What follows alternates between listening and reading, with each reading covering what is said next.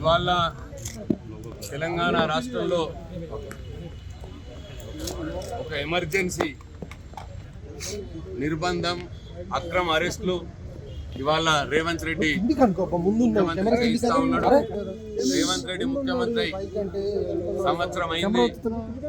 నువ్వు 100 రోజుల్లో హామీలు అమలు చేస్తా ఉన్నావు, 6 గ్యారెంటీలు అమలు చేస్తా ఉన్నావు. 100 రోజులు పోయి సంవత్సరం అయింది, ఇంకా చేస్తలేవు. నువ్వు హామీలు అమలు చేస్తలేవు అని ప్రజల పక్షాన పోరాడుతున్నటువంటి బీఆర్ఎస్ పార్టీ ఎమ్మెల్యేలను నాయకుల్ని ఇవాళ రేవంత్ రెడ్డి అక్రమంగా అరెస్ట్ చేస్తూ ఉన్నాడు. ప్రజల పక్షాన ప్రశ్నిస్తున్నటువంటి గొంతుకల్ని మరి వాళ్ళ పోలీసుల ద్వారా అక్రమ అరెస్టుల ద్వారా ఆ గొంతుల్ని ముయ్యాలని ప్రయత్నం చేస్తూ ఉన్నాడు. మరి వాళ్ళది చాలా దుర్మార్గమైన పని. ఇవాళ 25-30 సంవత్సరాలుగా ప్రజా జీవితంలో ఒక ఎమ్మెల్యేగా ఈ రాష్ట్రంలో పలు దఫాలు మంత్రిగా పనిచేసిన సేవలు అందించినటువంటి హరీష్ రావు గారిని, అట్లనే మరి మా ఎమ్మెల్యే కౌశిక్ రెడ్డి గారిని ఇవాళ అక్రమంగా అరెస్ట్ చేసి పోలీస్ స్టేషన్లలో తరలించడం మరి దుర్మార్గమైన చర్య, ఏమైన చర్య.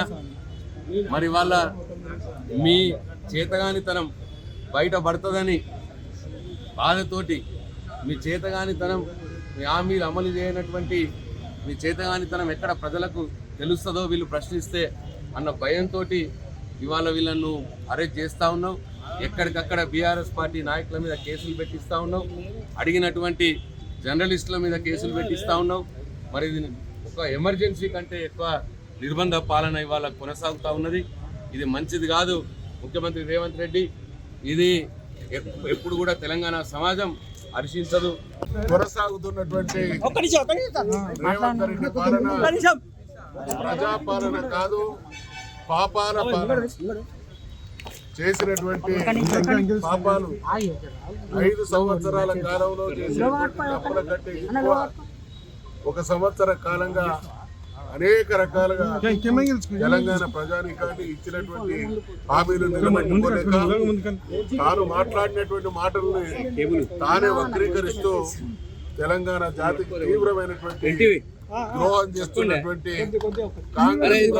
కాంగ్రెస్ ప్రభుత్వ నిర్వాకాన్ని, రేవంత్ రెడ్డి దుర్మార్గాన్ని అడుగడుగున ఈరోజు హరీష్ రావు గారు కావచ్చు, కేటీఆర్ గారు కావచ్చు, ఇతరత్ర బీఆర్ఎస్ పార్టీకి సంబంధించినటువంటి నాయకులు గతంలో అద్భుతమైనటువంటి పరిపాలన అనుభవం ఉన్నటువంటి వీళ్ళు ఈ ప్రభుత్వ నిర్వాకాన్ని అడుగడుగున చీల్చి చెండాడుతూ ఉంటే జవాబు చెప్పుకోలేనటువంటి పరిస్థితులలో ఈ రకమైనటువంటి అణచివేత ద్వారా ఏదో చేయాలన్నటువంటి భ్రమల్లో బతుకుతా ఉన్నాడు.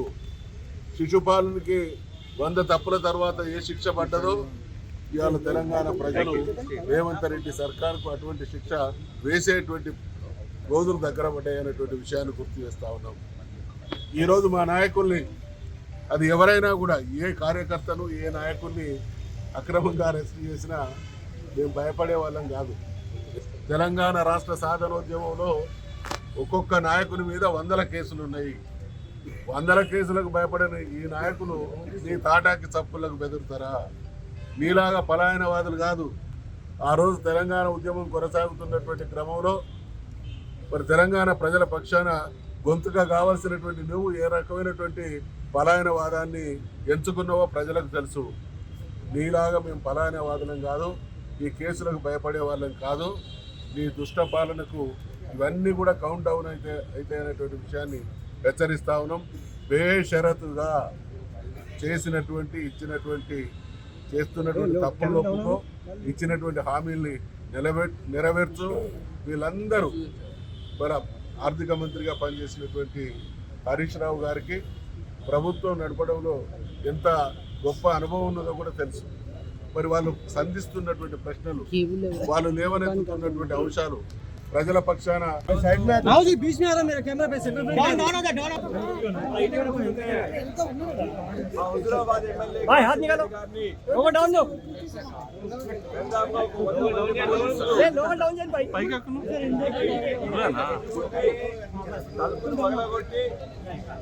అరెస్ట్ చేయడం జరిగింది. అరెస్ట్ చేసిన సందర్భంగా మా యొక్క సీనియర్ నాయకులు ఆన్ చేయండి, అందరూ ఆన్ చేయండి. హరీష్ రావు గారు పోతుండే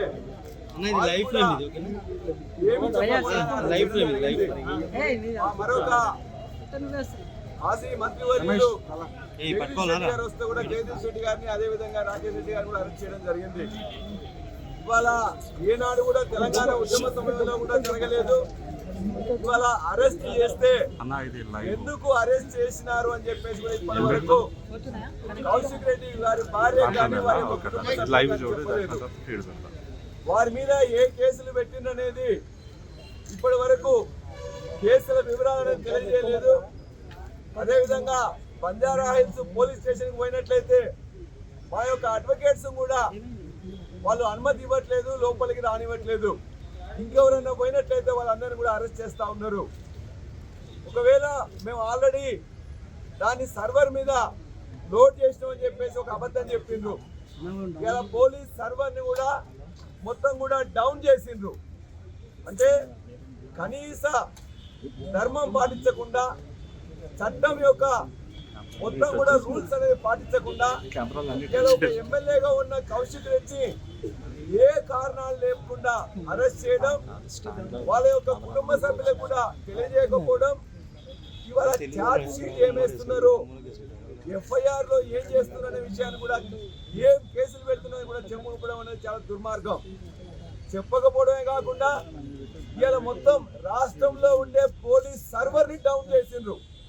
అంటే ఈ విధంగా తెలంగాణ ఉద్యమం జరిగిన 14 సంవత్సరాల్లో కూడా ఏనాడు కూడా వలసవాదులు వాళ్ళు కూడా చేయలేదు.